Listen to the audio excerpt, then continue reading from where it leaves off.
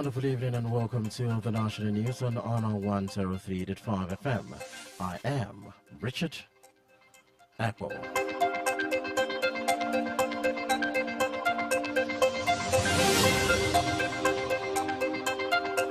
Let's begin with reports that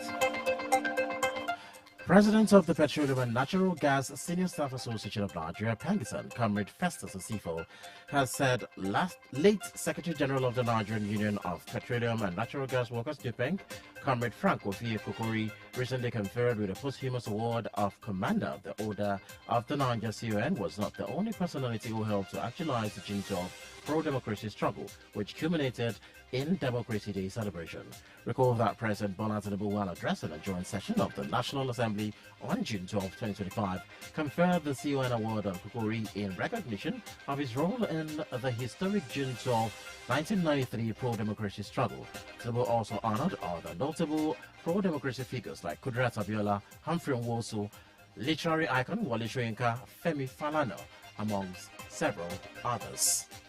But reacting to the developments, Osifo said other figures in the oil and gas industry at the time were equally instrumental in the 26-year unbroken democracy we celebrate today.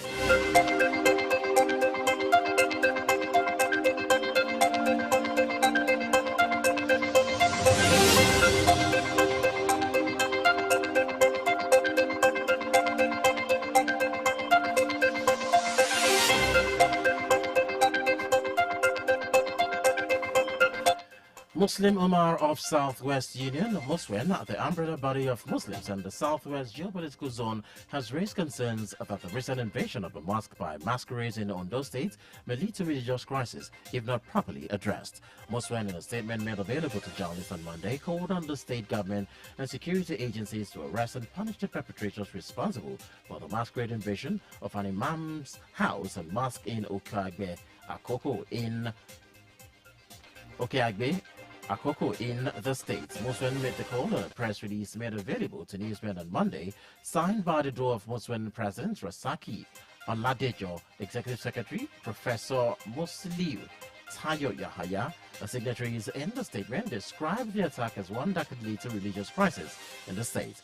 Muswen warned that if not properly checked, such an act risks escalating communal tension and eroding the harmony that the state is known for. They urged the state government to immediately launch a thorough investigation into the incident to ascertain the circumstances surrounding the invasion and to help identify the culprits and ensure they face the full wrath of the law.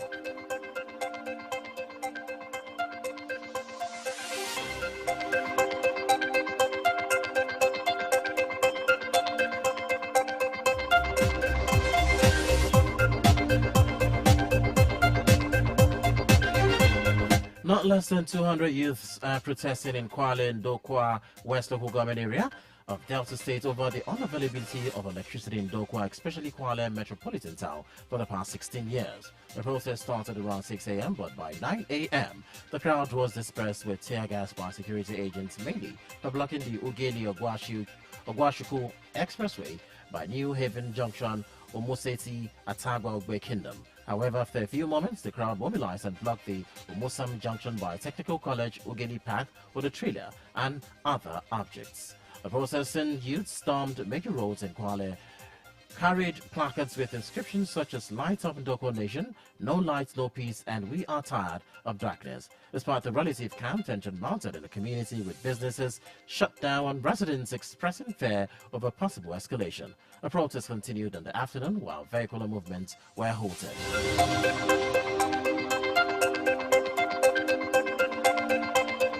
Zamfara State Governor Dauda Lawal is facing criticism for hosting a political rally in Gusau, the state capital, amid renewed bandit attack that have killed schools and displaced thousands across several local government areas. The rally, which took place shortly after the governor returned from a pilgrimage to Saudi Arabia, drew condemnation from the Zamfara Progressive Elder Group, which described the move as insensitive. Speaking on behalf of the group, its chairman, Mustafa Aliyu Kwara criticized the governor for what he described as a lack of empathy towards victims of recent violence in Bukim, Maru, Zurmi, Shinkafi, and Safi local government areas. According to the group, more than 100 people have been killed in coordinated attacks by armed groups across 11 local government areas over the past 2 months, with over 245,000 people reportedly displaced and taking shelter in camps across Gusau, Gunmi, Safe, Shinkafi, Talata, Marafa, and Kaura Namoda.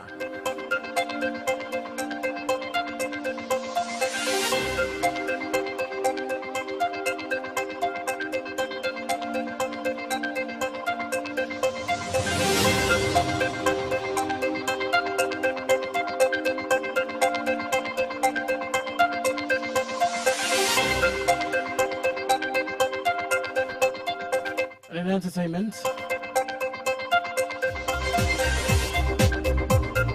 popular comedian and content creator Sabinas has pleaded with the federal government and relevant security agencies to intervene in the ongoing killings in parts of Benue State by suspected herdsmen nature. He expressed concern over the wanton killings in Benue, stressing that the lives of the residents of the state matter. In a video broadcast with his content crew, Sabinas warned that the killings might spread to other states if not quickly tackled.